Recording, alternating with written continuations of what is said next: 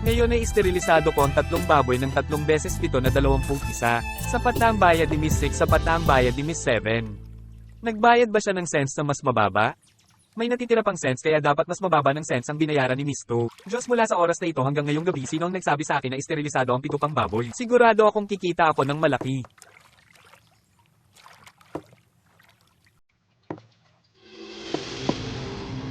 Mga ahas. Oh. Tulong. Iligtas mo ako. Mga ahas. Iligtas. Mga ahas. Kumalma ka. Makinig ka. Kumalma ka.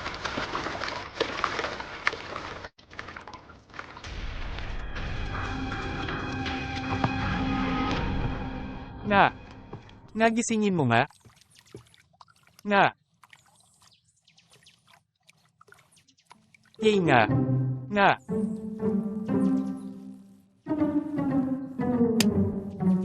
Oops.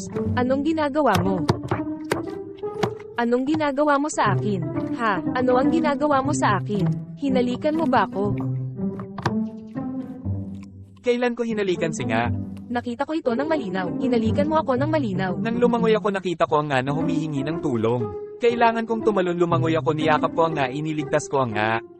Hindi ko hiniling na iligtas mo ako. Oh my God. Ninakaw mo ang first kiss ko. Hindi ako humalik. Hinalikan mo ako. Sinong magpapakasal sa akin mamaya? Hindi talaga kita hinalikan. Binigyan ko ang nga ng artipisyal na paghinga at hindi ko hinalikan ang nga. Kung hindi ka humalik, ano ang halik? Ano ang aking karangalan mula ngayon? Walang nakakita. Alam ko yan, tatalunin ako ng nga ng ganyan. Hinayaan kong malunod ang nga at dinala ng Diyos ng tubig ang nga. Ngunit ano ang nailigtas ko sa nga para pag-alitan ako ng nga ng ganoon? Hey. Iniligtas mo ba talaga ako? Talaga, bakit hindi totoo? Ouch. Ano ang mali sa nga? Tingnan ko. Namimitas ako ng mga bulaklak ng lotus at nakita ko ang ahas. Sa sobrang takot ko napasigaw ako at nahulog. Natamba ako at nagka. Mga crab. Sa sobrang takot ko ay nahimatay ako. Mga ahas walang dapat ikatakot. Maraming ahas sa paligid. Ngunit kumuha ng kaunting sakit.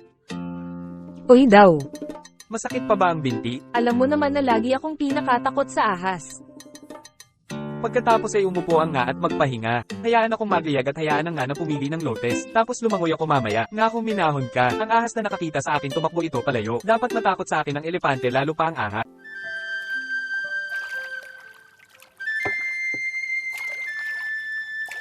Nagsulat ba si Nuwet ng liham sa bahay? Oo, kahapon lang. At sobrang busy niya lately. Nag-aaral siya para sa semester na iyon. Sa ilang taon, magiging guro na siya. Magiging kapatid ako ng isang guro. Nakikita mo ba akong gwapo? Pupunta ako sa Saigon bukas. May ipinadala ba ang nga kay Nuwet? Dinala ko ito para kay Nuwet. Siyempre, tanungin ko ang aking mga magulang kung may kailangan ako. Tatanungin kita pagkatapos. Kuya Nam. Anong nangyayari, Miss Six? Maaari ka bang pumunta bukas at isterilisado ang isang baboy para sa akin? Pupunta ako sa Saigon bukas. May mga uka ba ngayong hapon? Kung may mga groups, isterilize ko sila. Ayos lang iyon. Diyos, tumingin ka sa malayo. Tingnan mo kayong dalawa bilang mag-asawa. Oo, hindi ikaw. Wala kaming relasyon sa isa't isa. Hindi ate, huwag mo akong intindihin.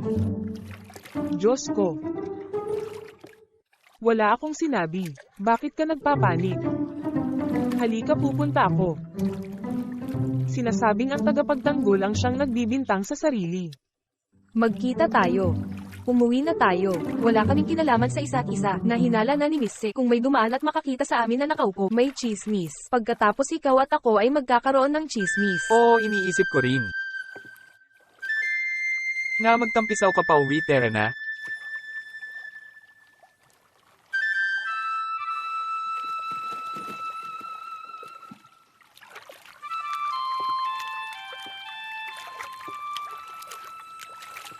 Umuwi ng malusog. Okay, pupunta ako. Mataba siya at pangit at sa tingin niya ay gwapo siya. Ang ganda ko. Paano ko makikilala ang isang ganyan? Umiinom ng tubig si Nam.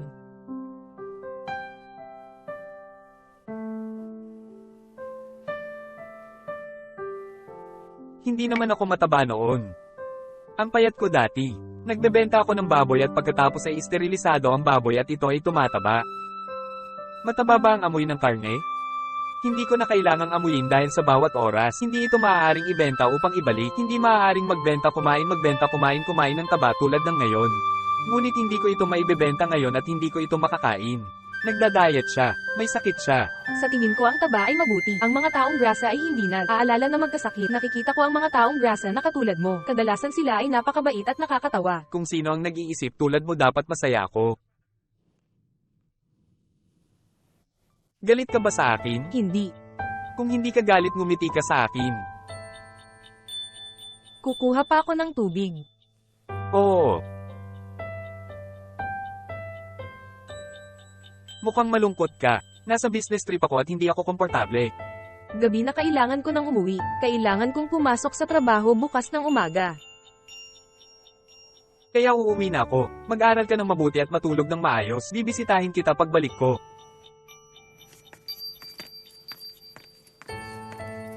Nam, kailan ka dumating? Kara-rating ko lang.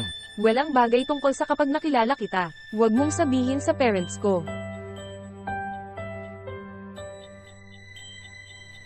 Narito ang pera ng iyong ina. Diyos ko. Bakit ang daming pinapadala ng mga magulang ko? Sinabi mo sa mga magulang ko na huwag ipadala sa akin mamaya. Kakakuha ko lang ng scholarship. O pinadalhan ka ng iyong mga magulang ng isa pang bag. May sapat na pagkain doon. Tapos na. Pupunta ako. Paano na ang mga magulang ko? Babalik ako sa oras para sa bus. Bakit hindi ka manatili at maglaro? Oo. Kung uuwi na ako. Manatili ka para sa hapunan at pagkatapos ay umuwi. Busog na busog ako. Babalik ako sa oras ng bus. Pupunta ako. Mag-ingat ka, ha? Hey kaibigan, ha? Walang ganyanin. Ang mga tao ay kasing lapit ng magkapatid. Tataya ka ba sa akin? Makikita mo sa kanyang mga mata. Kalokohan ba ang sinasabi mo? Tiningnan ka ni Fat ng magiliw. Kalokohan ba ang sinasabi mo? Maliligo na ako.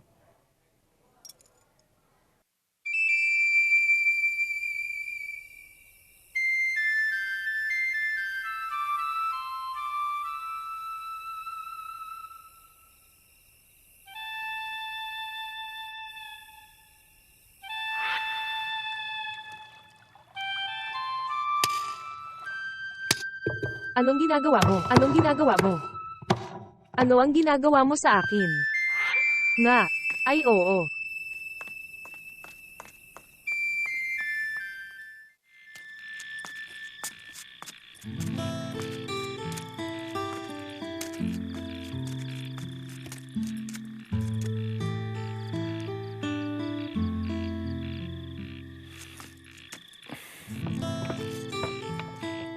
Kung bumper ang panahong ito, magkakaroon ako ng sapat na pera para alagaan si Noe. Huwag mag-alala tungkol sa anumang bagay. Oo. At yung isa, Paano naman ako? umabot ka na sa edad ng kasal. Kung gusto mo ang isang tao, dalhin mo siya upang makita ang iyong mga magulang. Pagkatapos ay magkalkula ako para sa iyo. Ano ang sinabi mo? Ang aking anak na babae ay bata pa anong edad upang magpakasal. Anong maliit? Kaedad mo ang nanay mo. Dalawa kayong ipinanganak ng nanay mo. Matanda na ang anak ko para magpakasal. Parang slow bomb. Dad, kakaiba ka. Nag-aral si Nguyen sa Saigon, bakit hindi ka mag-alala tungkol dito? Nag-aalala ako sa iyo sa lahat ng oras. Iba ang Nuweti baka. Nag-aaral pa siya. Kailan kaya siya makakapag-asawa? At ikaw hindi ka pumapasok sa paaralan. Hindi ka naman ikakasal, di ba? Tatay, kakaiba. Asawa. Ano? I think okay din si Nam. Nam? Sino ang hamak na yon ay hindi maaaring maging manugang ko? Hindi ako gusto ni Nam, ano ang inaalala mo?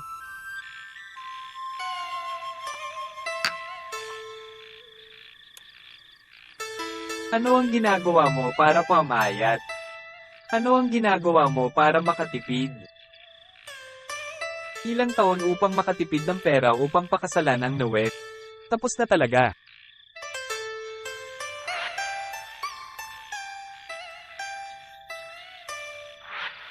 Nuwet.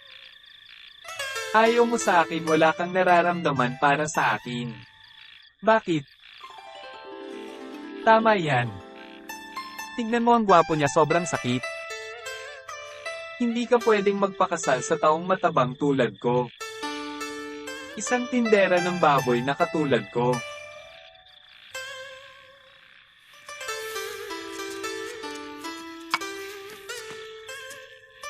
May kontrata.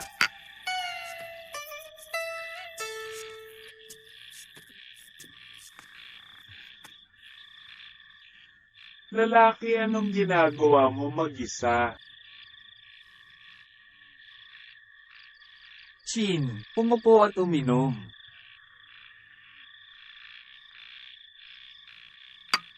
Uminom ka, kaibigan. Umiinom?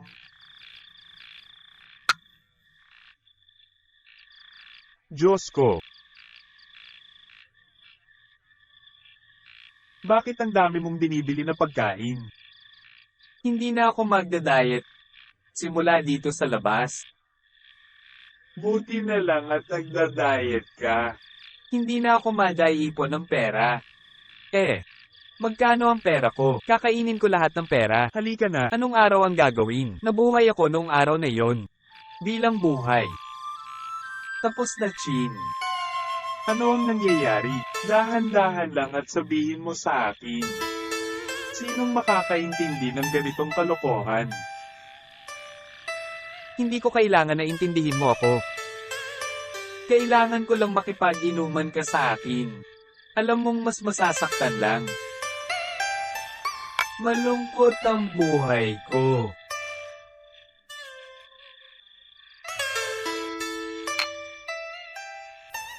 Dad, may narinig akong nag-uusap sa sahig. Baka bumalik na si Namdad. Mali ba ang narinig mo? Wala akong narinig. Oo, naririnig kita ng malinaw. Okay. Tingnan ko. Tatay. O hahayaan kitang sumama sa akin. Ano ang pinagdadaanan mo dyan? Tabik din akong malaman. Balita ng ate ko. At halos tapos na akong magbalat, okay, Dad. Ayun, tera na. Nanay, mangyaring gawin ito para sa akin. Ang aking buhay ay malungkot, kaya lahat ay malungkot. Paibig lahat ay hindi gumagana. Namnam, manong ginagawa mong lasing? Halika at samahan mo akong uminom. Diyos ko. Diyos ko, Chin. Miss nga, anong problema, miss nga? Anong ginagawa niyong dalawa sa sobrang inuman? Kuya, hi. Nalungkot si Nam kaya pinilit niya akong uminom. Anong ginagawa mo, lasing ka na?